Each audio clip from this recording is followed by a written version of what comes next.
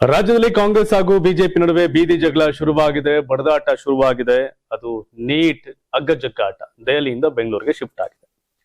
ಇನ್ನೊಂದು ಕಡೆ ಸಚಿವಾಕಾಂಕ್ಷಿಗಳು ಪದೇ ಪದೇ ನಮಗೂ ಬೇಕು ಅಂತ ಕೇಳ್ತಾ ಇದ್ದಾರೆ. ಈಗ ಇನ್ನೊಬ್ರು ಕೇಳಿದ್ದಾರೆ, ಕಾಂಗ್ರೆಸ್ ಅಲ್ಲಿ ಅಸಮಾಧಾನ ಉಂಟಾಗಿದ್ಯಾ ಬೇರೆ ಬೇರೆ ವಿಷಯಕ್ಕೆ ಅನ್ನೋ ಪ್ರಶ್ನೆ ಕಾಡುತ್ತೆ ಈ ನಾಯಕರ ಹೇಳಿಕೆನ ಗಮನಿಸಿದ್ರೆ. ಇನ್ನು ಉದ್ಯೋಗ ಹುಡುಕ್ತಾ ಇರೋರ್ಗೊಂದು ಗುಡ್ ನ್ಯೂಸ್ ಇದೆ, ಒಳ್ಳೆ ಪ್ಯಾಕೇಜ್ ಸಿಕ್ತಿದೆ. ಈ ಉದ್ಯೋಗಕ್ಕೆ ಅಪ್ಲೈ ಮಾಡಿ ಉದ್ಯೋಗ ಸಿಕ್ಕಿದ್ರೆ ಆ ಎಲ್ಲಾ ಸುದ್ದಿಗಳನ್ನ ಹೇಳ್ತೀನಿ ಇವತ್ತಿನ ಪ್ರೈಮ್ ಟೈಮ್ ನ್ಯೂಸ್ ನಲ್ಲಿ. ರಾಜ್ಯ, ದೇಶ, ವಿದೇಶದ ಪ್ರಮುಖ 10 ಸುದ್ದಿಗಳನ್ನ ನೋಡುವಂತ ಸಮಯ. ಪ್ರೈಮ್ ಟೈಮ್ ನ್ಯೂಸ್ಗೆ ಸ್ವಾಗತ. ನಾನು ಶಿವಕುಮಾರ್. ನೀವಿನ್ನು ಕರ್ನಾಟಕ ಟಿವಿನ ಯೂಟ್ಯೂಬ್ ಅಲ್ಲಿ ಸಬ್ಸ್ಕ್ರೈಬ್ ಮಾಡಿಲ್ಲ ಅಂದ್ರೆ ಈ ಕೂಡಲೇ ಸಬ್ಸ್ಕ್ರೈಬ್ ಮಾಡಿ. ಹಾಗೆ ಜಾಯಿನ್ ಬಟನ್ ಮೂಲಕ ನೀವು ನಮಗೆ ಸಪೋರ್ಟ್ ಮಾಡಬಹುದು. ಎಲ್ರಿಗೂ ಸ್ವಾಗತ. ನಾನು ಶಿವಕುಮಾರ್. ನೀಟ್ ಯುಜಿ ಪ್ರಶ್ನೆ ಪತ್ರಿಕೆ ಸೋರಿಕೆ ಪ್ರಕರಣಕ್ಕೆ ಸಂಬಂಧಪಟ್ಟಂತೆ ಪ್ರತಿಭಟನೆಗಳು ದೇಶಾದ್ಯಂತ ಮತ್ತಷ್ಟು ತೀವ್ರಗೊಂಡಿವೆ. ದೆಹಲಿಯ ಜಂತರ್ ಮಂತರ್ ನಲ್ಲಿ ನಡೆದ ಪ್ರತಿಭಟನೆಯ ಹಿಂಸಾಚಾರ ಪ್ರಕರಣದಲ್ಲಿ ದೆಹಲಿ ಪೊಲೀಸರು ಕಠಿಣ ಕ್ರಮಕ್ಕೆ ಮುಂದಾಗಿದ್ದು, ಮತ್ತೊಂದೆಡೆ ಕಾಕ್ರೋಚ್ ಜನತಾ ಪಾರ್ಟಿ ನಾಳೆ ದೇಶವ್ಯಾಪಿ ಬೃಹತ್ ಪ್ರತಿಭಟನೆಗೆ ಕರೆ ಕೊಟ್ಟಿದೆ. ದೆಹಲಿಯ ಜಂತರ್ ಮಂತರ್ ನಲ್ಲಿ ನಡೆದ ಪ್ರತಿಭಟನೆಯ ವೇಳೆ ಹಿಂಸಾಚಾರದಲ್ಲಿ ತೊಡಗಿದ್ದವರ ವಿರುದ್ಧ ದೆಹಲಿ ಪೊಲೀಸರು ಕಠಿಣ ಕ್ರಮ ಕೈಗೊಳ್ಳಲು ಸಜ್ಜಾಗಿದ್ದಾರೆ. ಪೊಲೀಸ್ ಮೂಲಗಳ ಪ್ರಕಾರ ಅಶಾಂತಿ ಸೃಷ್ಟಿಸಿರುವ ಆರೋಪ ಎದುರಿಸುತ್ತಿರುವವರ ವಿರುದ್ಧ ಸೂಕ್ತ ಕಾನೂನು ವಿಧಿಗಳಡಿ ಪ್ರಕರಣ ದಾಖಲಿಸುವುದರ ಜೊತೆಗೆ ಅವರ ಪಾಸ್ಪೋರ್ಟ್ ಗಳನ್ನ ರದ್ದುಗೊಳಿಸುವಂತೆ ಸಂಬಂಧಪಟ್ಟ ಅಧಿಕಾರಿಗಳಿಗೆ ಶಿಫಾರಸು ಮಾಡುವ ಪ್ರಕ್ರಿಯೆಯು ಆರಂಭಿಸಲಾಗ್ತಾ ಇದೆ. ಪ್ರತಿಭಟನೆಯ ವೇಳೆ ನಡೆದ ಪ್ರತಿಯೊಂದು ಘಟನೆಯ ಸಿಸಿಟಿವಿ ದೃಶ್ಯಾವಳಿ ಹಾಗೂ ಇತರ ಸಾಕ್ಷ್ಯಗಳನ್ನ ಪರಿಶೀಲಿಸಿ ಹಿಂಸಾಚಾರದಲ್ಲಿ ಭಾಗಿಯಾಗಿರುವವರನ್ನ ಗುರುತಿಸುವ ಕಾರ್ಯ ತೀವ್ರಗೊಂಡಿದೆ. ತಪ್ಪಿತಸ್ಥರ ವಿರುದ್ಧ ಇನ್ನಷ್ಟು ಕಠಿಣ ಕಾನೂನು ಕ್ರಮ ಕೈಗೊಳ್ಳುವ ಸಾಧ್ಯತೆ ಇದೆ ಅಂತ ಮೂಲಗಳು ತಿಳಿಸಿವೆ. ಇದೇ ವೇಳೆ ನೀಟ್ ಯುಜಿ ಪ್ರಶ್ನೆ ಪತ್ರಿಕೆ ಸೋರಿಕೆ ಪ್ರಕರಣವನ್ನು ಖಂಡಿಸಿ ಹಾಗೂ ಕೇಂದ್ರ ಶಿಕ್ಷಣ ಸಚಿವ ಧರ್ಮೇಂದ್ರ ಪ್ರಧಾನ್ ರಾಜೀನಾಮೆಗೆ ಆಗ್ರಹಿಸಿ ಕಾಕ್ರೋಚ್ ಜನತಾ ಪಾರ್ಟಿ ಜುಲೈ 24ರಂದು ದೇಶವ್ಯಾಪಿ ಬೃಹತ್ ಪ್ರತಿಭಟನೆಗೆ ಕರೆ ಕೊಟ್ಟಿದೆ. ದೇಶದ ವಿವಿಧ ಜಿಲ್ಲೆಗಳು ಹಾಗೂ ಪ್ರಮುಖ ನಗರಗಳಲ್ಲಿ ಒಂದೇ ಒಂದು ಬೇಡಿಕೆಯೊಂದಿಗೆ ಪ್ರತಿಭಟನೆ ನಡೆಸಲಾಗುವುದು ಅಂತ ಸಂಘಟನೆ ಘೋಷಿಸಿದೆ. ಪೊಲೀಸರ ದೌರ್ಜನ್ಯಕ್ಕೆ ಒಳಗಾದ ಪ್ರತಿಭಟನಾಕಾರರೊಂದಿಗೆ ಐಕ್ಯತೆ ವ್ಯಕ್ತಪಡಿಸುವ ಉದ್ದೇಶದಿಂದ ಈ ರಾಷ್ಟ್ರವ್ಯಾಪಿ ಪ್ರತಿಭಟನೆ ಆಯೋಜಿಸಲಾಗಿದೆ ಅಂತ ಸಿಜೆಪಿ ತನ್ನ ಪ್ರಕಟಣೆಯಲ್ಲಿ ತಿಳಿಸಿದೆ. ಇನ್ನೊಂದೆಡೆ ಕೇಂದ್ರ ಸರ್ಕಾರ ಮತ್ತೊಮ್ಮೆ ಮಾತುಕತೆಗೆ ಆಹ್ವಾನ ನೀಡಿದ್ದು, ನೀಟ್ ಅಕ್ರಮದಲ್ಲಿ ಭಾಗಿಯಾದವರ ವಿರುದ್ಧ ಕಠಿಣ ಕ್ರಮ ಕೈಗೊಳ್ಳಲಾಗುವುದಾಗಿ ಭರವಸೆ ಕೊಟ್ಟಿದ್ದಾರೆ. ಪ್ರಧಾನಿ ನರೇಂದ್ರ ಮೋದಿ ಕೂಡ ಪ್ರಶ್ನೆ ಪತ್ರಿಕೆ ಸೋರಿಕೆ ಪ್ರಕರಣಗಳ ತ್ವರಿತ ವಿಚಾರಣೆಗಾಗಿ ಫಾಸ್ಟ್ ಟ್ರ್ಯಾಕ್ ಕೋರ್ಟ್ ಸ್ಥಾಪಿಸಲಾಗುವುದು ಅಂತ ಘೋಷಿಸಿದ್ದಾರೆ. ಆದರೆ ಈ ಭರವಸೆಗಳಿಂದ ತೃಪ್ತರಾಗದ ಸಿಜೆಪಿ ನಾಯಕರು ಕೇಂದ್ರ ಶಿಕ್ಷಣ ಸಚಿವ ಧರ್ಮೇಂದ್ರ ಪ್ರಧಾನ್ ರಾಜೀನಾಮೆ ನೀಡುವವರೆಗೂ ಹೋರಾಟವನ್ನ ಹಿಂಪಡೆಯೋದಿಲ್ಲ ಅಂತ ಸ್ಪಷ್ಟಪಡಿಸಿದ್ದಾರೆ. ಕರೆಕ್ಟ್, ಪ್ರತಿಭಟನೆ ಮಾಡ್ತಿರೋದು ರೈಟ್. ಪ್ರತಿಭಟನೆ ಹೆಸರು ಯಾರೋ ಗುಂಡಾಗಿರಿ ಮಾಡಿದವ್ರ ಮೇಲೆ ಅವ್ರ ಪಾಸ್ಪೋರ್ಟ್ ರದ್ದು, ಅವ್ರ FIR ಅರೆಸ್ಟ್ ಇವುಗಳನ್ನ ಮಾಡ್ಕೊಂಡು ಹೋಗ್ತಾರೆ. ಈಗ ದೇಶವ್ಯಾಪಿ ಸಿಜೆಪಿ ತನ್ನ ಬಲವನ್ನ ಜಾಸ್ತಿ ಮಾಡ್ಕೊಳ್ತದೆ. ಇನ್ ಸಿಜೆಪಿಯ ಬೆಂಬಲಿಗರು ಯಾರು ಅಂದ್ರೆ ಕಾಂಗ್ರೆಸ್ ಪಾರ್ಟಿ, ಅಂದ್ರೆ ಬಿಜೆಪಿಯ ವಿರೋಧ ಪಕ್ಷ ಇರ್ತಕ್ಕಂಥ communist party, Congress party, Aam Aadmi party ಇವರೆಲ್ಲರೂ ಕೂಡ ಸಿಜೆಪಿಯ ಹೋರಾಟಕ್ಕೆ ಶಕ್ತಿ ತುಂಬೋ ಕೆಲಸವನ್ನ ಮಾಡ್ತಾ ಇದ್ದಾರೆ. ಮೋದಿ ಫಾಸ್ಟ್ ಟ್ರ್ಯಾಕ್ ಕೋರ್ಟ್ ಮಾಡ್ತೀವಿ ಅಂತ ಹೇಳ್ತಾ ಇದ್ದಾರೆ. ಅದೇ ರಾಜೀನಾಮೆ ಇಂಪಾರ್ಟೆಂಟ್ ಅನ್ನೋದು ಅವ್ರ ಲೆಕ್ಕಾಚಾರ. ಸೊ ಹಾಗಾಗಿ ಬಿಜೆಪಿ ಅವರು ಬಗ್ಗಲ್ಲ, ಇವರು ಬಗ್ಗಲ್ಲ, ಒಟ್ಟಲ್ಲಿ ಇದು ಮುಂದುವರಿಯುತ್ತೆ.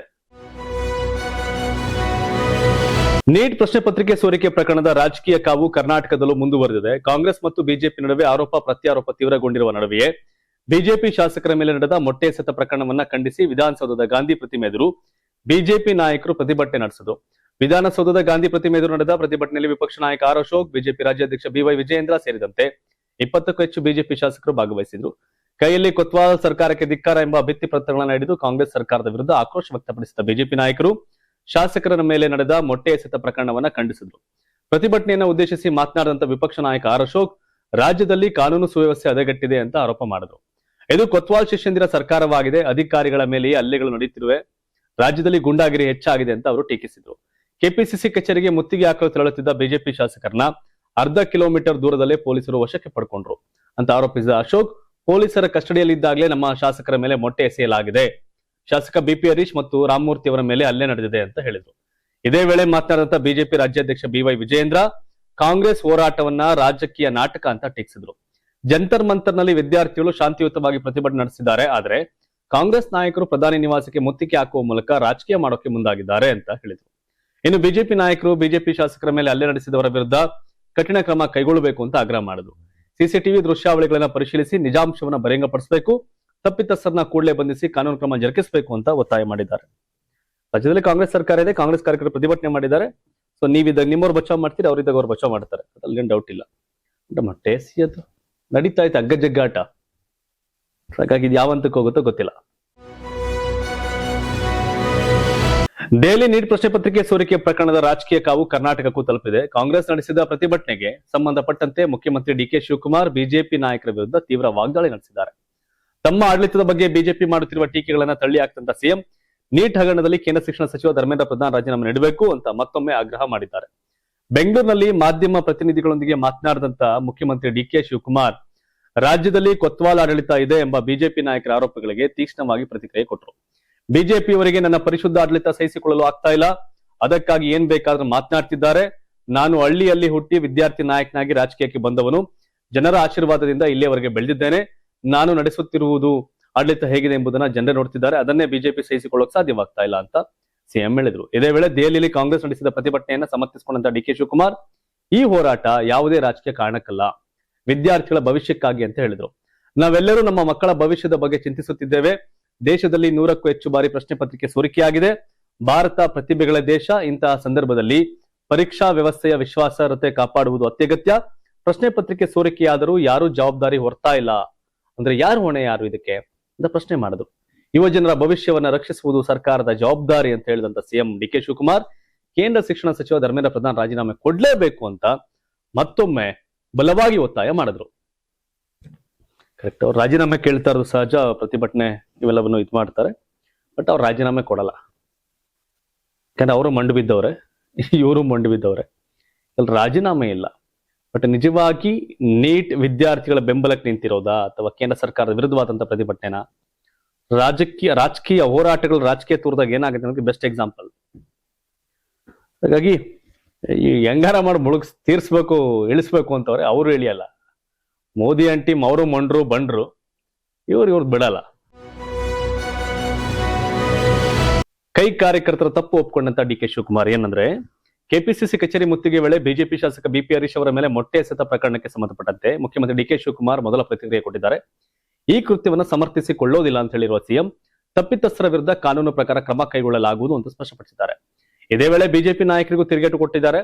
ಬೆಂಗಳೂರಿನಲ್ಲಿ ಮಾಧ್ಯಮಗಳೊಂದಿಗೆ ಮಾತನಾಡಿದಂತ ಸಿಎಂ ಡಿಕೆ ಶಿವಕುಮಾರ್ ಬಿಜೆಪಿ ಶಾಸಕ ಬಿಪಿ ಹರೀಶ್ ಅವರ ಮೇಲೆ ನಡೆದ ಮೊಟ್ಟೆ ಎಸೆತದ ಘಟನೆಯನ್ನ ಕಣ್ಸಿದ್ರು. ನಾವು ಪ್ರಶ್ನೆ ಪತ್ರಿಕೆ ಸೋರಿಕೆ ವಿರುದ್ಧ ಪ್ರತಿಭಟನೆ ಮಾಡಿದ್ದೇವೆ, ಆದ್ರೆ ಕೆಪಿಸಿಸಿ ಕಚೇರಿ ಬಳಿ ಬಿಜೆಪಿ ಶಾಸಕ ಬಿಪಿ ಹರೀಶ್ ಅವರ ಮೇಲೆ ಮೊಟ್ಟೆ ಎಸೆದಿರುವುದನ್ನ ನಾನು ಸರಿ ಅಂತ ಹೇಳೋದಿಲ್ಲ ಅಂತ ಸಿಎಂ ಸ್ಪಷ್ಟಪಡಿಸಿದ್ರು. ಘಟನೆಗೆ ಸಂಬಂಧಪಟ್ಟಂತೆ ಕಾನೂನಿನ ಪ್ರಕಾರ ತಪ್ಪಿತಸ್ಥರ ವಿರುದ್ಧ ಕ್ರಮವಾಗಲಿದೆ ಅಂತ ಹೇಳಿದಂತಹ ಶಿವಕುಮಾರ್ ಇದೇ ವೇಳೆ ಬಿಜೆಪಿ ನಾಯಕರ ಆರೋಪಗಳಿಗೆ ತಿರುಗೇಟನ್ನ ಕೊಟ್ಟರು. ಬಿಜೆಪಿ ತನ್ನ ಹಿಂದಿನ ಘಟನೆಗಳನ್ನ ಕೂಡ ನೆನಪಿಸಿಕೊಳ್ಬೇಕು ಅಂತ ಹೇಳಿದ್ರು. ಬಿಜೆಪಿಯವರು ಹಿಂದೆ ಏನೇನ್ ಮಾಡಿದ್ರು ಎಂಬುದನ್ನ ಮರೆಯಬಾರದು. ಲಾಠಿ, ಮಚ್ಚು, ರೈಫಲ್ಗಳಂತಹ ಪ್ರಕರಣಗಳು ನಡೆದಿವೆ. ಪೊನ್ನಂಪೇಟೆಯ ಶಾಲೆಯ ಆವರಣದಲ್ಲಿ ರೈಫಲ್ ತರಬೇತಿ ನೀಡಲಾಗ್ತಿತ್ತು. ನಿಮ್ಮದು ಇತಿಹಾಸಗಳಿವೆ ಅಂತ ಸಿಎಂ ವಾಗ್ದಾಳಿ ನಡೆಸಿದ್ರು. ಇನ್ನು ಇದೇ ವಿಚಾರವಾಗಿ ಸಾಮಾಜಿಕ ಮಾಧ್ಯಮದಲ್ಲಿ ಪೋಸ್ಟ್ ಮಾಡಿರ್ತಕ್ಕಂಥ ಗೃಹ ಸಚಿವ ಪ್ರಿಯಾಂಕ್ ಖರ್ಗೆ ತಪ್ಪಿತಸ್ಥರು ಯಾರೇ ಆಗಿರ್ಲಿ, ಯಾವುದೇ ಪಕ್ಷದವರಾಗಿರ್ಲಿ, ಅವರನ್ನ ಪ್ರೋತ್ಸಾಹಿಸುವ, ರಕ್ಷಿಸುವ ಹಾಗೂ ಬೆಂಬಲಿಸುವ ಕೆಲಸವನ್ನ ಕಾಂಗ್ರೆಸ್ ಎಂದಿಗೂ ಮಾಡಿಲ್ಲ. ಬಿಜೆಪಿ ನಾಯಕರ ಮೇಲೆ ಮೊಟ್ಟೆ ಎಸೆದ ಪ್ರಕರಣವನ್ನ ಕಾಂಗ್ರೆಸ್ ಒಪ್ಪೋದಿಲ್ಲ. ಆ ವ್ಯಕ್ತಿಯನ್ನ ತಕ್ಷಣವೇ ಬಂಧಿಸಿ ಪ್ರಕರಣ ದಾಖಲಿಸಿ ಕಾನೂನು ಕ್ರಮಗಳನ್ನ ಕೈಗೊಳ್ಳಲಾಗಿದೆ ಅಂತ ಪ್ರಿಯಾಂಕ್ ಖರ್ಗೆ ಕೂಡ ಹೇಳಿದ್ದಾರೆ.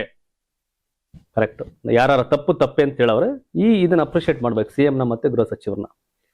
ಹಾಗಾಗಿ ತಪ್ಪದು, ಆದ್ರೆ ನಾವು ಪ್ರತಿಭಟನೆ ಮಾಡ್ತಾ ಇರೋದು ಪ್ರಶ್ನೆ ಪತ್ರಿಕೆ ಲೀಕ್ ಬಗ್ಗೆ ರಾಜೀನಾಮೆ ಕೊಡಿ ಅಂತ, ಅದ್ರಲ್ಲಿ ಯಾವುದೇ ಬದಲಾವಣೆ ಇಲ್ಲ. ಬಟ್ ಮೊಟ್ಟೆ ಹೊಡೆದಿರೋ ತಪ್ಪು ಅಂತ ಸಿಎಂ ಹೇಳ್ಕೊಂಡವ್ರೆ. ನೀಟ್ ಪ್ರಶ್ನೆ ಪತ್ರಿಕೆ ಸೋರಿಕೆ ಪ್ರಕರಣದ ಕಾವು ಇದೀಗ ಕರ್ನಾಟಕದ ರಾಜಕೀಯಕ್ಕೂ ವ್ಯಾಪಿಸಿದೆ. ರಾಜ್ಯದ ಹಲವು ಜಿಲ್ಲೆಗಳಲ್ಲಿ ಕಾಂಗ್ರೆಸ್ ಮತ್ತು ಬಿಜೆಪಿ ಕಾರ್ಯಕರ್ತರ ನಡುವೆ ಉದ್ವಿಗ್ನ ವಾತಾವರಣ ನಿರ್ಮಾಣವಾಗಿದ್ದು, ಕೊಪ್ಪಳ ಮತ್ತು ಶಿವಮೊಗ್ಗದಲ್ಲಿ ಪ್ರತಿಭಟನೆ ವೇಳೆ ಗಲಾಟೆ, ಕಲ್ಲು ತೂರಾಟ ಹಾಗೂ ನೂಕುನುಗ್ಗಲು ನಡೆದಿದೆ. ಕೊಪ್ಪಳ ಜಿಲ್ಲೆಯಲ್ಲಿ ಬಿಜೆಪಿ ಮತ್ತು ಕಾಂಗ್ರೆಸ್ ಕಾರ್ಯಕರ್ತರ ನಡುವೆ ತೀವ್ರ ಘರ್ಷಣೆ ಸಂಭವಿಸಿದೆ. ನಗರದಲ್ಲಿರುವ ಬಿಜೆಪಿ ಜಿಲ್ಲಾ ಕಚೇರಿಯ ಮೇಲೆ ಕಾಂಗ್ರೆಸ್ ಕಾರ್ಯಕರ್ತರು ಕಲ್ಲು ತೂರಾಟ ನಡೆಸಿದ್ದಾರೆ ಎಂಬ ಆರೋಪ ಕೇಳಿಬಂದಿದ್ದು, ಈ ಘಟನೆಯಿಂದ ಸ್ಥಳದಲ್ಲಿ ಕೆಲಕಾಲ ಉದ್ವಿಗ್ನ ವಾತಾವರಣ ನಿರ್ಮಾಣವಾಯಿತು. ಪ್ರತಿಭಟನೆ ವೇಳೆ ಎರಡೂ ಪಕ್ಷಗಳ ಕಾರ್ಯಕರ್ತರು ಪರಸ್ಪರ ಘೋಷಣೆಗಳನ್ನು ಕೂಗಿ ಆಕ್ರೋಶ ವ್ಯಕ್ತಪಡಿಸಿದ್ರು. ಕಲ್ಲು ತೂರಾಟದಿಂದ ಬಿಜೆಪಿ ಕಚೇರಿಯ ಕಿಟಕಿ, ಗಾಜುಗಳು ಸೇರಿದಂತೆ ಕೆಲವು ಆಸ್ತಿಪಾಸ್ತಿಗೆ ಹಾನಿಯಾಗಿದೆ ಅಂತ ತಿಳಿದುಬಂದಿದೆ. ಘಟನೆಯ ಮಾಹಿತಿ ತಿಳಿಯುತ್ತಿದ್ದಂತೆ ಪೊಲೀಸರು ಸ್ಥಳಕ್ಕೆ ಧಾವಿಸಿ ಪರಿಸ್ಥಿತಿಯನ್ನ ನಿಯಂತ್ರಣಕ್ಕೆ ತಂದ್ರು. ಯಾವುದೇ ಅಹಿತಕರ ಘಟನೆ ಮರುಕಳಿಸದಂತೆ ಬಿಜೆಪಿ ಹಾಗೂ ಕಾಂಗ್ರೆಸ್ ಕಚೇರಿಗಳ ಸುತ್ತಮುತ್ತ ಹೆಚ್ಚುವರಿ ಪೊಲೀಸ್ ಬಂದೋಬಸ್ತ್ ನಿಯೋಜಿಸಲಾಗಿದೆ. ಇನ್ನೊಂದೆಡೆ ಶಿವಮೊಗ್ಗದಲ್ಲೂ ನೀಟ್ ಅಕ್ರಮ ವಿರೋಧಿಸಿ ಕಾಂಗ್ರೆಸ್ ಕಾರ್ಯಕರ್ತರು ಪ್ರತಿಭಟಿಸಿದ ಪ್ರತಿಭಟನೆ ಉದ್ವಿಗ್ನ ಸ್ವರೂಪ ಪಡೆದುಕೊಂಡಿತ್ತು. ಜಿಲ್ಲಾ ಕಾಂಗ್ರೆಸ್ ಅಧ್ಯಕ್ಷ ಪ್ರಸನ್ನ ಕುಮಾರ್ ನೇತೃತ್ವದಲ್ಲಿ ಮಹಾವೀರ ಸರ್ಕಲ್ನಲ್ಲಿ ಆರಂಭವಾದ ಪ್ರತಿಭಟನೆ ಬಳಿಕ ಏಕಾಏಕಿ ಬಿಜೆಪಿ ಕಚೇರಿಯತ್ತ ಮುತ್ತಿಗೆ ರೂಪ ಪಡೆದುಕೊಂಡಿತು. ಬ್ಯಾರಿಕೇಡ್ಗಳನ್ನ ದಾಟಿ ಬಿಜೆಪಿ ಕಚೇರಿಯೊಳಗೆ ಪ್ರವೇಶಿಸೋಕೆ ಕಾಂಗ್ರೆಸ್ ಕಾರ್ಯಕರ್ತರು ಯತ್ನಿಸಿದ್ದು, ಈ ವೇಳೆ ಧರ್ಮೇಂದ್ರ ಪ್ರಧಾನ್ ರಾಜೀನಾಮೆಗೆ ಆಗ್ರಹಿಸಿ ಘೋಷಣೆಗಳನ್ನ ಕೂಗಿದ್ರು. ಪ್ರತಿಭಟನೆಯ ವೇಳೆ ನೂಕುನುಗ್ಗಲು ಉಂಟಾಗಿ ಹಲವು ಬೈಕ್ಗಳು ಕೆಳಗೆ ಬಿದ್ದುವು. ಕೆಲವು ಕಾಂಗ್ರೆಸ್ ಕಾರ್ಯಕರ್ತರು ಪೊಲೀಸ್ ವಾಹನದ ಮೇಲೇರಿ ಪ್ರತಿಭಟನೆ ನಡೆಸಿದ ಘಟನೆ ಕೂಡ ನಡೆಯಿತು. ಪರಿಸ್ಥಿತಿಯನ್ನು ನಿಯಂತ್ರಿಸಲು ಪೊಲೀಸರು ಹರಸಾಹಸ ಪಟ್ಟು ಹಲವು ಪ್ರತಿಭಟನಾಕಾರರನ್ನ ವಶಕ್ಕೆ ಪಡ್ಕೊಂಡ್ರು.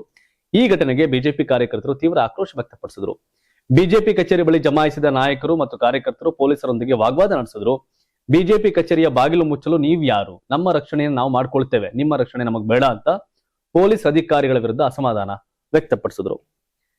ಏನ್ ಇಬ್ರು ಕೇಂದ್ರದಲ್ಲಿ ಬಿಜೆಪಿ, ರಾಜ್ಯದಲ್ಲಿ ಕಾಂಗ್ರೆಸ್, ಇಬ್ರು ಬಲವಾಗವ್ರೆ. ಮದಗಜಗಳ ಕಾಳಗ ಗುದ್ದಾಡ್ಲಿ ಅಂತ. ದೆಹಲಿ ಪ್ರತಿಭಟನೆ, ನೀಟ್ ಪ್ರಶ್ನೆ ಪತ್ರಿಕೆ ಸೋರಿಕೆ ಮತ್ತು ರಾಜ್ಯ ರಾಜಕೀಯ ಬೆಳವಣಿಗೆಗಳ ಕುರಿತು ಮಾಜಿ ಸಂಸದ ಪ್ರತಾಪ್ ಸಿಂಹ ಕಾಂಗ್ರೆಸ್ ವಿರುದ್ಧ ತೀವ್ರ ವಾಗ್ದಾಳಿ ನಡೆಸಿದ್ದಾರೆ. ಬೆಂಗಳೂರಿನಲ್ಲಿ ಮಾತನಾಡಿದಂತವರು ಮೊಟ್ಟೆ ಎಸೆತ ಪ್ರಕರಣದಿಂದ ಹಿಡಿದು ನೀಟ್ ಪ್ರತಿಭಟನೆವರೆಗೆ ಹಲವು ವಿಚಾರಗಳ ಬಗ್ಗೆ ಪ್ರತಿಕ್ರಿಯೆ ಕೊಟ್ಟರು.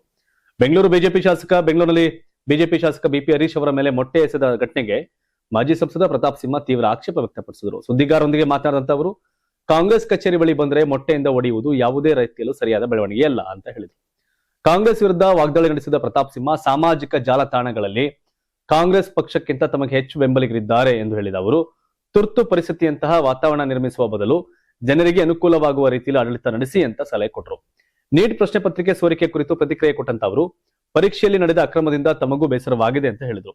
ನೀಟ್ ಉತ್ತಮ ಪರೀಕ್ಷಾ ವ್ಯವಸ್ಥೆ ಪ್ರಶ್ನೆ ಪತ್ರಿಕೆ ಸೋರಿಕೆ ಆಗಿರುವುದು ದುಃಖಕರ. ಆದರೆ ಹಿಂದೆ ಕಾಂಗ್ರೆಸ್ ಆಡಳಿತ ಅವಧಿಯಲ್ಲಿಯೂ ಕೂಡ ಹಲವು ಬಾರಿ ಪ್ರಶ್ನೆ ಪತ್ರಿಕೆ ಸೋರಿಕೆ ನಡೆದಿತ್ತು.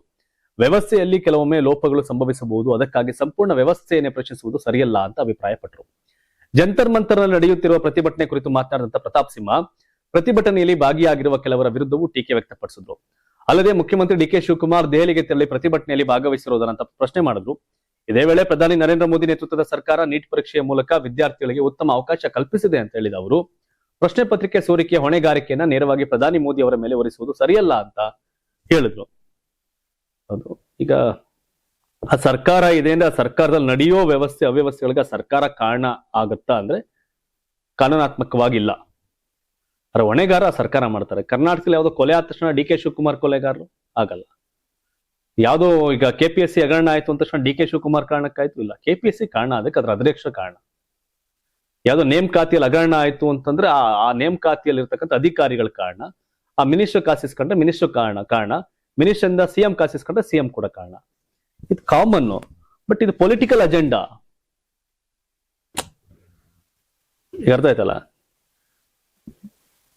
ಯಾರೋ ಒಬ್ಬ ಪೊಲೀಸು ಒಂದಷ್ಟು ಜನ ಹುಡುಗರಿಗೆ ಹೊಡೆದ, ಲಾಠಿ ಚಾರ್ಜ್ ಮಾಡ್ದ ಇಲ್ಲೆಲ್ಲೋ ಬೆಂಗಳೂರಲ್ಲಿ ಅಂದ್ರೆ ಡಿ ಕೆ ಶಿವಕುಮಾರ್ ಕಾರಣ ಅಲ್ಲ, ಪೊಲೀಸರು ಕಾರಣ.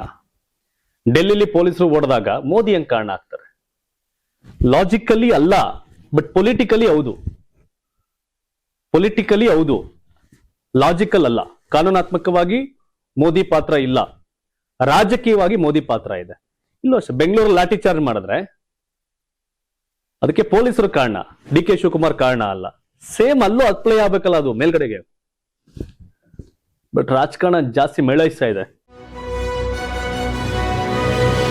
ಕಾಂಗ್ರೆಸ್ನಲ್ಲಿನ ಅಸಮಾಧಾನ ಮತ್ತೆ ಬಹಿರಂಗವಾಗಿದೆ. ಪಕ್ಷದವರೇ ತನ್ನ ಸೋಲಿಗೆ ಕಾರಣ ಅಂತ ಮಾಜಿ ಸಚಿವ ಇಕ್ಬಾಲ್ ಅನ್ಸಾರಿ ಬಹಿರಂಗವಾಗಿ ಅಸಮಾಧಾನ ಹೊರಹಾಕಿದ್ದು ಪಕ್ಷದ ನಾಯಕರ ವಿರುದ್ಧವೇ ತೀವ್ರ ವಾಗ್ದಾಳಿ ನಡೆಸಿದ್ದಾರೆ. ಮಾಜಿ ಸಚಿವ ಇಕ್ಬಾಲ್ ಅನ್ಸಾರಿ ಮತ್ತೊಮ್ಮೆ ತಮ್ಮದೇ ಪಕ್ಷದ ನಾಯಕರ ವಿರುದ್ಧ ಅಸಮಾಧಾನ ವ್ಯಕ್ತಪಡಿಸಿದ್ದು, ಬೆಂಬಲಿಗರ ಸಭೆಯಲ್ಲಿ ಮಾತನಾಡಿದಂತ ಅವರು, ನನ್ನನ್ನ 2 ಬಾರಿ ಚುನಾವಣೆಯಲ್ಲಿ ಸೋಲಿಸಿದ್ದು ವಿರೋಧ ಪಕ್ಷವಲ್ಲ, ಕಾಂಗ್ರೆಸ್ನ ಕೆಲವೇ ನಾಯಕರು ಕೊಪ್ಪಳ, ಕನಕಗಿರಿ ಮತ್ತು ಯಲಬುರ್ಗಾ ಭಾಗದ ಕೈ ಮುಖಂಡರೇ ನನ್ನ ಸೋಲಿಗೆ ಕಾರಣರಾಗಿದ್ದಾರೆ ಅಂತ ಆರೋಪ ಮಾಡಿದ್ರು.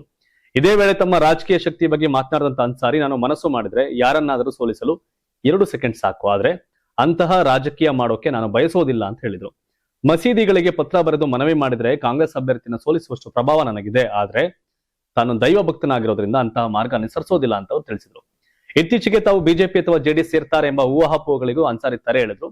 ನಾನು ಸಿದ್ದರಾಮಯ್ಯ ಅವರನ್ನ ನಂಬಿ ಕಾಂಗ್ರೆಸ್ಗೆ ಬಂದಿದ್ದೇನೆ, ಬಿಜೆಪಿ ಅಥವಾ ಜೆಡಿಎಸ್ ಸೇರ್ತೇನೆ ಎಂಬ ಸುದ್ದಿಗಳೆಲ್ಲ ಸುಳ್ಳು ಅಂತ ಅವರು ಸ್ಪಷ್ಟಪಡಿಸಿದ್ರು. ಇದೇ ವೇಳೆ ಆಡಳಿತ ವ್ಯವಸ್ಥೆಯ ಮೇಲೂ ಅಸಮಾಧಾನ ವ್ಯಕ್ತಪಡಿಸಿದ ಅನ್ಸಾರಿ, ಒಬ್ಬ ಡಿವೈಎಸ್ಪಿ ವರ್ಗಾವಣೆ 1.5 ಕೋಟಿ ರೂಪಾಯಿ ಕೊಡಬೇಕು ಎನ್ನುವ ಪರಿಸ್ಥಿತಿ ನಿರ್ಮಾಣವಾಗಿದೆ. ಜನರು ಮತ ನೀಡಿ ಸಚಿವರನ್ನಾಗಿ ಮಾಡ್ತಾರೆ, ನಂತರ ಅಧಿಕಾರಿಗಳಿಗಾಗಿ ಮತ್ತೆ ಹಣ ನೀಡಬೇಕಾದ ಪರಿಸ್ಥಿತಿ ಸರಿಯಲ್ಲ. ಸಂವಿಧಾನದ ಚೌಕಟ್ಟಿನೊಳಗೆ ಕೆಲಸ ಮಾಡೋಕೆ ಅವಕಾಶ ಕೊಡಬೇಕು ಅಂತ ಹೇಳಿದ್ರು.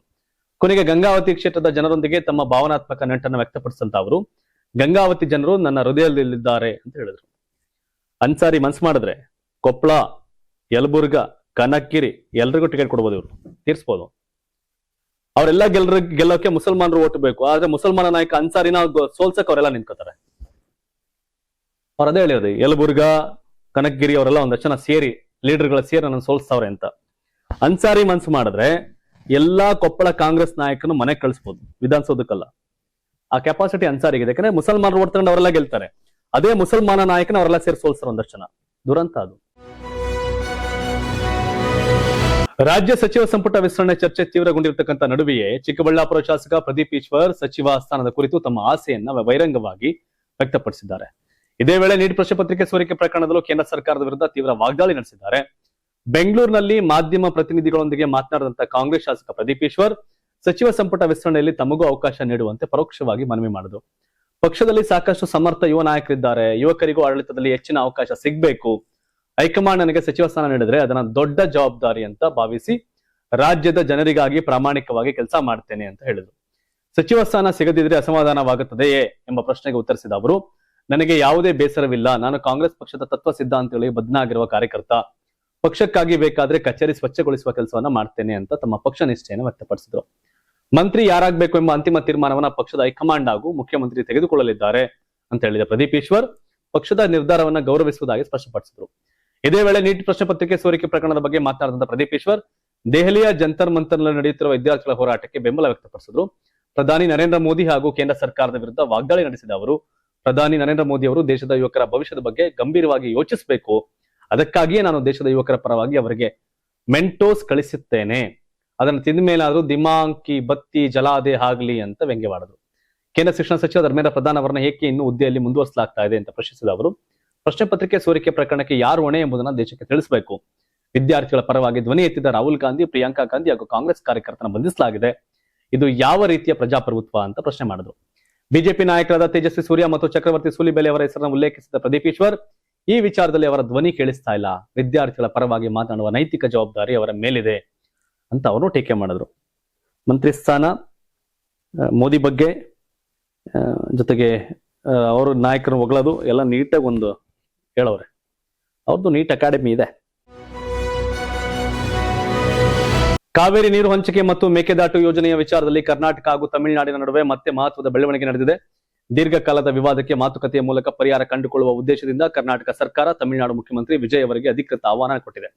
ಕಾವೇರಿ ನೀರು ಹಂಚಿಕೆ ಹಾಗೂ ಮೇಕೆದಾಟು ಯೋಜನೆ ವಿಚಾರದಲ್ಲಿ ತಮಿಳುನಾಡಿನೊಂದಿಗೆ ಸಂಧಾನಕ್ಕೆ ಕರ್ನಾಟಕ ಸರ್ಕಾರ ಮುಂದಾಗಿದೆ. ಈ ಹಿನ್ನೆಲೆಯಲ್ಲಿ ಆಗಸ್ಟ್ 3ರಂದು ನಡೆಯಲಿರತಕ್ಕಂಥ ಮಹತ್ವದ ಮಾತುಕತೆಯಲ್ಲಿ ಭಾಗವಹಿಸುವಂತೆ ತಮಿಳುನಾಡು ಮುಖ್ಯಮಂತ್ರಿ ವಿಜಯ್ ಅವರಿಗೆ ಕರ್ನಾಟಕ ಸರ್ಕಾರ ಆಹ್ವಾನ ಕೊಟ್ಟಿದೆ. ಎರಡೂ ರಾಜ್ಯಗಳ ನಡುವೆ ಈ ಕುರಿತು ಪತ್ರ ವ್ಯವಹಾರ ನಡೆದಿದ್ರು. ಆಹ್ವಾನದ ಬಗ್ಗೆ ತಮಿಳುನಾಡು ಸರ್ಕಾರ ಇನ್ನೂ ಯಾವುದೇ ಅಧಿಕೃತ ಪ್ರತಿಕ್ರಿಯೆ ಕೊಟ್ಟಿಲ್ಲ ಅಂತ ತಿಳಿದು ಬಂದಿದೆ. ಒಂದು ವೇಳೆ ತಮಿಳುನಾಡು ಮುಖ್ಯಮಂತ್ರಿ ಆಹ್ವಾನ ಸ್ವೀಕರಿಸಿ ಸಭೆಯಲ್ಲಿ ಭಾಗವಹಿಸಿದ್ರೆ ಕಾವೇರಿ ನೀರು ಹಂಚಿಕೆ, ಮೇಕೆದಾಟು ಯೋಜನೆ ಹಾಗೂ ಎರಡೂ ರಾಜ್ಯಗಳ ಹಿತಾಸಕ್ತಿಗೆ ಸಂಬಂಧಪಟ್ಟಂತಹ ಹಲವು ಮಹತ್ವದ ವಿಚಾರಗಳ ಬಗ್ಗೆ ಉಭಯ ರಾಜ್ಯಗಳ ಮುಖ್ಯಮಂತ್ರಿಗಳು ಚರ್ಚೆ ನಡೆಸುವ ಸಾಧ್ಯತೆ ಇದೆ. ಇನ್ನೊಂದೆಡೆ ರಾಜ್ಯದಲ್ಲಿ ಮುಂದುವರೆದಿರುವ ಬರ ಪರಿಸ್ಥಿತಿಯನ್ನು ಗಮನದಲ್ಲಿಟ್ಟುಕೊಂಡು ತಮಿಳುನಾಡಿಗೆ ನೀರು ಬಿಡುಗಡೆ ಮಾಡುವ ಅಗತ್ಯವಿಲ್ಲ ಅಂತ ಕಾವೇರಿ ಜಲ ನಿರ್ವಹಣಾ ಪ್ರಾಧಿಕಾರ ಇತ್ತೀಚೆಗೆ ಸೂಚಿಸಿತ್ತು. ಆದರೆ ಜುಲೈ 26ರ ಬಳಿಕ ರಾಜ್ಯದಲ್ಲಿ ಉತ್ತಮ ಮಳೆಯಾಗುವ ಮುನ್ಸೂಚನೆ ಇರುವ ಹಿನ್ನೆಲೆಯಲ್ಲಿ ಜುಲೈ 28ರಂದು ದೆಹಲಿಯಲ್ಲಿ ನಡೆದಿರತಕ್ಕಂಥ ಕಾವೇರಿ ನೀರು ನಿರ್ವಹಣಾ ಸಮಿತಿ ಸಭೆಯಲ್ಲಿ ನೀರು ಬಿಡುಗಡೆ ಕುರಿತು ಅಂತಿಮ ನಿರ್ಧಾರ ಕೈಗೊಳ್ಳುವ ಸಾಧ್ಯತೆ ಇದೆ. ಈ ಬೆಳವಣಿಗೆಗಳ ನಡುವೆಯೇ ಲೋಕಸಭೆ ಅಧಿವೇಶನದಲ್ಲೂ ಮೇಕೆದಾಟು ಯೋಜನೆ ವಿಚಾರ ಪ್ರತಿಧ್ವನಿಸಿತು. ಅಧಿವೇಶನದ ಮೊದಲ ದಿನವೇ ಡಿಎಂಕೆ ಸಂಸದರು ಮೇಕೆದಾಟು ಯೋಜನೆಗೆ ತೀವ್ರ ವಿರೋಧ ವ್ಯಕ್ತಪಡಿಸಿ ಈ ಕುರಿತು ತಕ್ಷಣವೇ ಚರ್ಚೆ ನಡೆಸುವಂತೆ ನಿಲುವಳಿ ಸೂಚನೆಗೆ ಅವಕಾಶ ಕೋರಿದ್ರು. ಆದರೆ ಲೋಕಸಭೆ ಸ್ಪೀಕರ್ ಓಂ ಬಿರ್ಲಾ ಈ ಮನವಿಯನ್ನು ತಿರಸ್ಕರಿಸಿದ ಹಿನ್ನೆಲೆಯಲ್ಲಿ ಡಿಎಂಕೆ ಸಂಸದರು ಸದನದ ಬಾವಿಗಿಳಿದು ಪ್ರತಿಭಟನೆ ನಡೆಸಿದರು. ಒಳ್ಳೆದು. ಅದು ಕಾಂಗ್ರೆಸ್ ಮೈತ್ರಿ ಸರ್ಕಾರ ತಮಿಳುನಾಡಲ್ಲಿ, ಇದು ಕಾಂಗ್ರೆಸ್ ಸರ್ಕಾರ. ಇಬ್ರು ಕೂತ್ ಮಾತಾಡೋಣ ಅಂತ ಹೋಗ್ತಾವ್ರೆ. ಮಾತಾಡ ಒಳ್ಳೇದಾದ್ರೆ ಸಾಕು.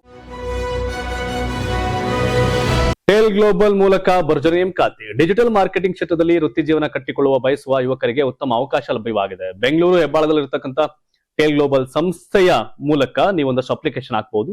ಡಿಜಿಟಲ್ ಮಾರ್ಕೆಟಿಂಗ್ ಸ್ಪೆಷಲಿಸ್ಟ್ ಹುದ್ದೆಗೆ ನೇಮಕಾತಿ ಪ್ರಕ್ರಿಯೆ ಆರಂಭವಾಗಿದ್ದು ಅರ್ಹ ಅಭ್ಯರ್ಥಿಗಳಿಂದ ಅರ್ಜಿಗಳನ್ನು ಆಹ್ವಾನಿಸಿದೆ. 1 ರಿಂದ 3 ವರ್ಷಗಳ ಅನುಭವ ಹೊಂದಿರತಕ್ಕಂಥ ಅಭ್ಯರ್ಥಿಗಳು ಈ ಹುದ್ದೆಗೆ ಅರ್ಜಿ ಸಲ್ಲಿಸಬಹುದಾಗಿದ್ದು ಆಯ್ಕೆಯಾದವರಿಗೆ ವಾರ್ಷಿಕ 4 ಲಕ್ಷ ವೇತನ ನೀಡಲಾಗುತ್ತೆ. ಡಿಜಿಟಲ್ ಮಾರ್ಕೆಟಿಂಗ್ ಕ್ಷೇತ್ರದಲ್ಲಿ ಪ್ರಾಯೋಗಿಕ ಅನುಭವ ಹೊಂದಿರುವವರಿಗೆ ಇದು ಉತ್ತಮ ಅವಕಾಶವಾಗಿದೆ. ಟೇಲ್ ಗ್ಲೋಬಲ್ ಸಂಸ್ಥೆಯು search engine optimisation, Google Ads, Meta Ads, social media marketing, content writing, content marketing ಹಾಗೂ ಅನಾಲಿಟಿಕ್ಸ್ ಅಂಡ್ ಎಎಂಪಿ ರಿಪೋರ್ಟಿಂಗ್ ಕ್ಷೇತ್ರಗಳಲ್ಲಿ ಪರಿಣಿತಿ ಹೊಂದಿರತಕ್ಕಂಥ ಅಭ್ಯರ್ಥಿಗಳಿಗೆ ಆದ್ಯತೆ ನೀಡಲಿದೆ. ಜೊತೆಗೆ ಆನ್ ಪೇಜ್, ಆಫ್ ಪೇಜ್ ಹಾಗೂ technical SEO, keyword research, website optimisation ಮತ್ತು ಪರ್ಫಾರ್ಮೆನ್ಸ್ ಟ್ರ್ಯಾಕಿಂಗ್ ಬಗ್ಗೆ ಉತ್ತಮ ಜ್ಞಾನ ಇರಬೇಕು. ಶೈಕ್ಷಣಿಕ ಅರ್ಹತೆಯಾಗಿ MBA, MCA ಅಥವಾ BCom ಪದವಿ ಹೊಂದಿರತಕ್ಕಂಥ ಅಭ್ಯರ್ಥಿಗಳು ಅರ್ಜಿ ಸಲ್ಲಿಸಬಹುದು. ಆಯ್ಕೆಯಾದ ಅಭ್ಯರ್ಥಿಗಳು ಬೆಂಗಳೂರು ಹೆಬ್ಬಾಳದಲ್ಲಿರತಕ್ಕಂಥ ಕಚೇರಿಯಲ್ಲಿ ಪೂರ್ಣಾವಧಿ ಕೆಲಸ ನಿರ್ವಹಿಸಲಿದ್ದಾರೆ. ಉದ್ಯೋಗದ ಭಾಗವಾಗಿ ಸಂಸ್ಥೆಯ ವೆಬ್ಸೈಟ್ನ ಆರ್ಗ್ಯಾನಿಕ್ ರ್ಯಾಂಕಿಂಗ್ ಹೆಚ್ಚಿಸುವುದು, ಪರಿಣಾಮಕಾರಿ ಡಿಜಿಟಲ್ ಮಾರ್ಕೆಟಿಂಗ್ ಅಭಿಯಾನಗಳನ್ನು ರೂಪಿಸುವುದು, ಬ್ರ್ಯಾಂಡ್ ವಿಸಿಬಿಲಿಟಿ ಹೆಚ್ಚಿಸುವುದು, ಸಾಮಾಜಿಕ ಜಾಲತಾಣಗಳ ಮೂಲಕ ಗ್ರಾಹಕರನ್ನು ತಲುಪುವುದು ಹಾಗೂ ಲೀಡ್ ಜನರೇಷನ್ ಕಾರ್ಯಗಳನ್ನು ಯಶಸ್ವಿಯಾಗಿ ನಿರ್ವಹಿಸುವ ಜವಾಬ್ದಾರಿ ಇರಲಿದೆ. ಡಿಜಿಟಲ್ ಮಾರ್ಕೆಟಿಂಗ್ ಕ್ಷೇತ್ರದಲ್ಲಿ ತಮ್ಮ ವೃತ್ತಿ ಜೀವನವನ್ನು ಮತ್ತೊಂದು ಹಂತಕ್ಕೆ ಕೊಂಡೊಯ್ಯಲು ಬಯಸುವ ಅಭ್ಯರ್ಥಿಗಳಿಗೆ ಟೆಲ್ ಗ್ಲೋಬಲ್ ನೀಡುತ್ತಿರುವ ಈ ಉದ್ಯೋಗಾವಕಾಶ ಉತ್ತಮ ಅವಕಾಶವಾಗಿದ್ದು, ಆಸಕ್ತ ವಿದ್ಯಾರ್ಥಿಗಳು ಸಂಸ್ಥೆಯ ಅಧಿಕೃತ ನೇಮಕಾತಿ ಪ್ರಕ್ರಿಯೆಯ ಮೂಲಕ ಶೀಘ್ರವೇ ಅರ್ಜಿ ಸಲ್ಲಿಸುವಂತೆ ಸೂಚಿಸಲಾಗಿದೆ. telglobal.net ಮೂಲಕ ನೀವು ಅರ್ಜಿ ಸಲ್ಲಿಸಬಹುದು. ಅರ್ಜಿ ಸಲ್ಲಿಸಿ. ಒಳ್ಳೆಯದಾಗಲಿ. ಇದಿಷ್ಟು ಇಂದಿನ ಪ್ರಮುಖ ಸುದ್ದಿಗಳು. ಧನ್ಯವಾದ. ಇದು ಕರ್ನಾಟಕ ಟಿವಿ, ಕನ್ನಡಿಗರ ಧ್ವನಿ.